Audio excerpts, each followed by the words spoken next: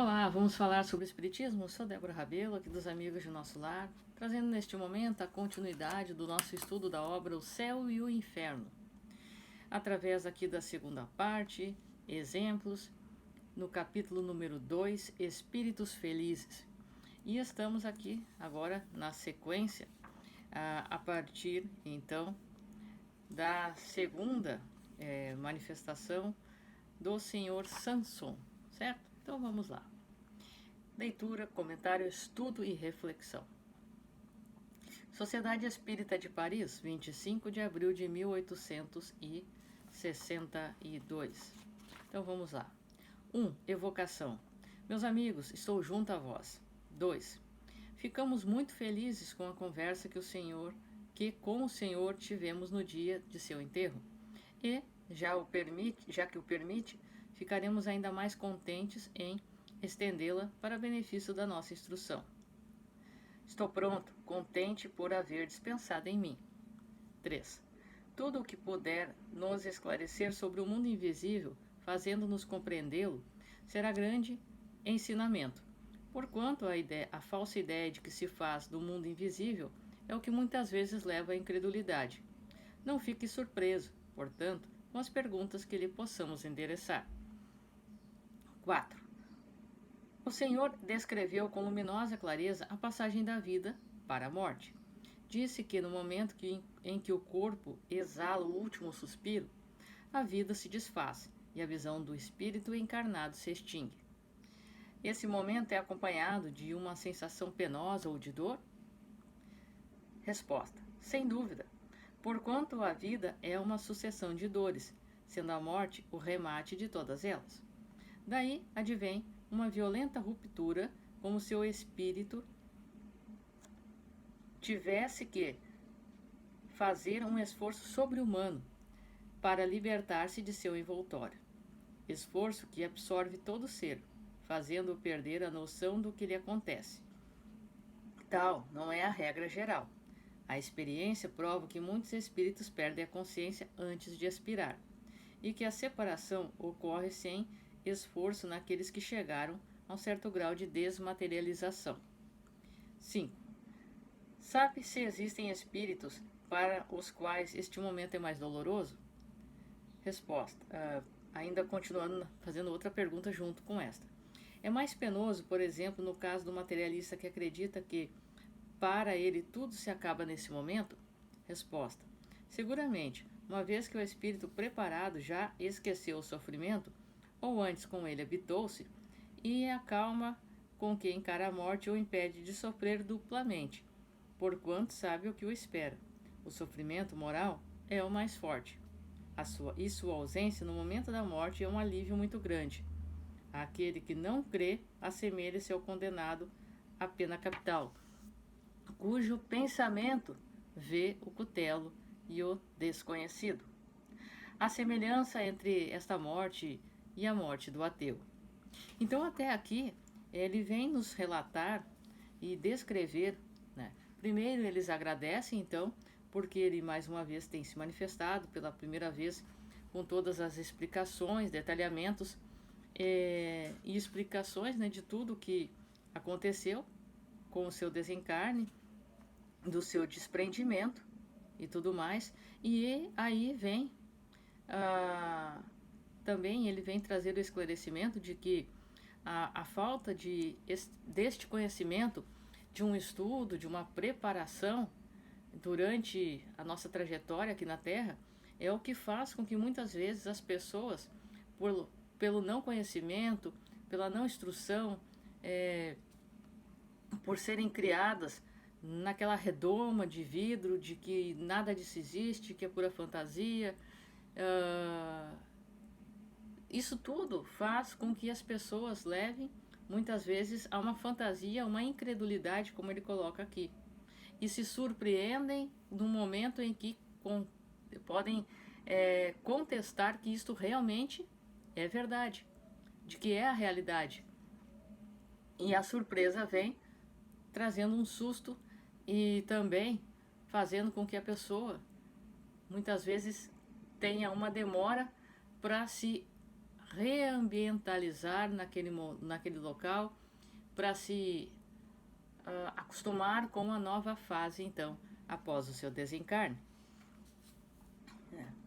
E então, ele também nos explica que quanto mais apegados à matéria, às coisas e às posses, mais haverá a dificuldade do desprendimento mental de nós nos sentirmos livres daquele corpo que não mais nos pertencerá e seguirmos a nossa trajetória adiante.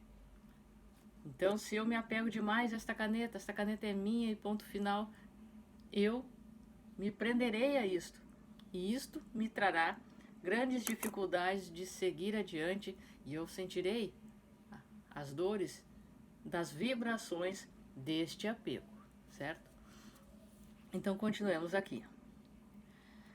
6. Haverá materialistas endurecidos o bastante para crer seriamente que, no momento supremo, mergulharão no nada?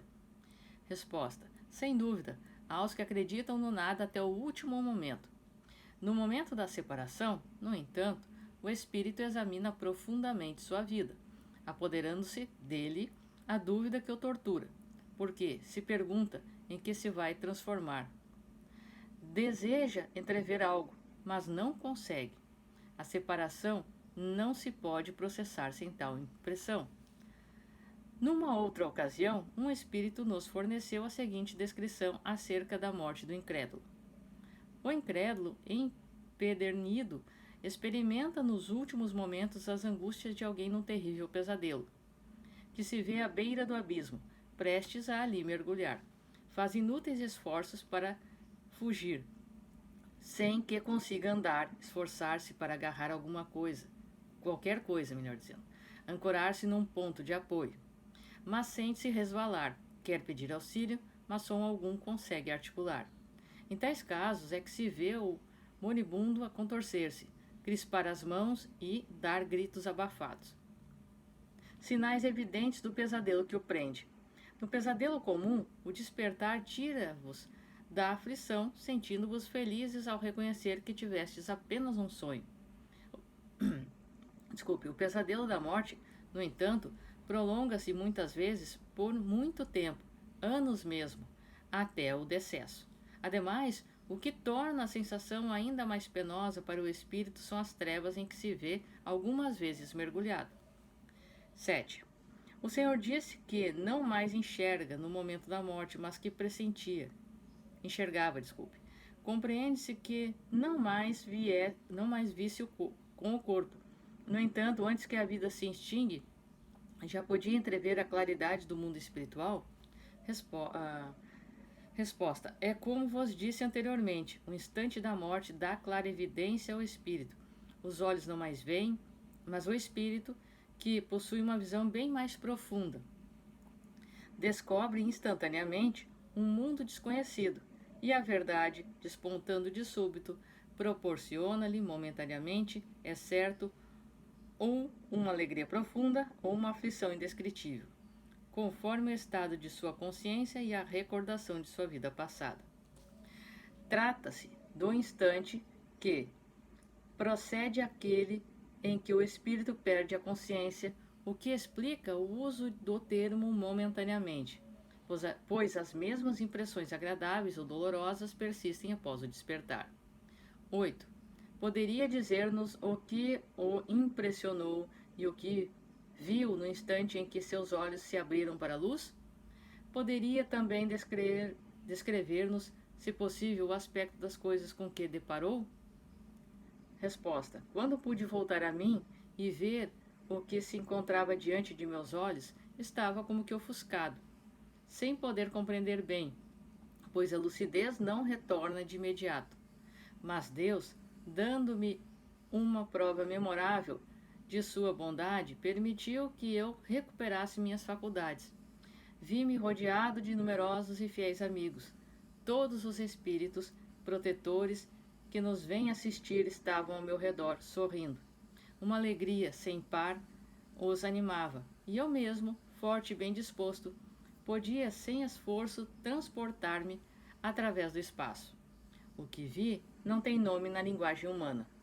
Voltarei, no entanto, para falar-vos mais amplamente de todas as minhas alegrias, mas sem ultrapassar o limite estipulado por Deus. Sabei que a felicidade, tal como compreendeis entre vós, é uma ficção.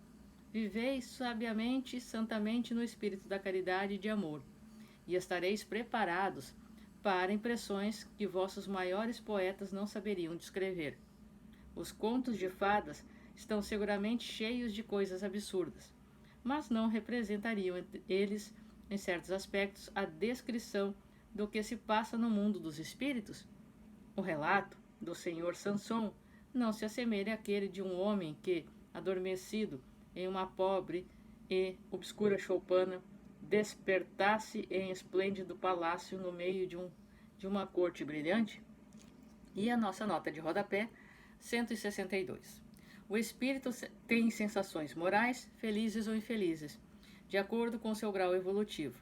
Quanto às percepções, o perispírito é o órgão sensitivo do espírito. É por seu intermédio que o espírito encarnado tem a percepção das coisas espirituais, que escapam aos sentidos carnais. Pelos órgãos do corpo, a visão, a audição e as diversas sensações são localizadas e restritas à percepção das coisas materiais pelo sentido espiritual. Eles estão generalizados. O espírito vê, entende e sente por todo o seu ser o que está na esfera da irradiação de seu fluido perispiritual. A Gênese, capítulo 14, item 22. Nota do editor. Portanto, esta parte aqui, ela se explica.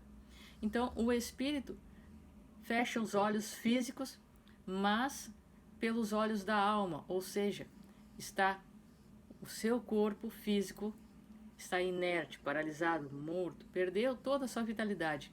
Mas o espírito, que não morre e permanece vivo, abre então seus olhos. Por isso, a clara evidência, por isso ele diz os olhos do espírito, enxerga com os olhos do espírito, e assim passa a perceber e ver tudo o que se encontra à sua volta com mais profundidade, com muita maior percepção, porque enxerga as coisas por completo. Aqui, enquanto estamos no corpo físico, nós enxergamos as coisas como que em 180 graus, mas o espírito enxerga em 360 graus, tem todas as sensações e percepções aguçadas, muito bem definidas. E é isto que ele nos explica, estas sensações que sentem os espíritos, certo?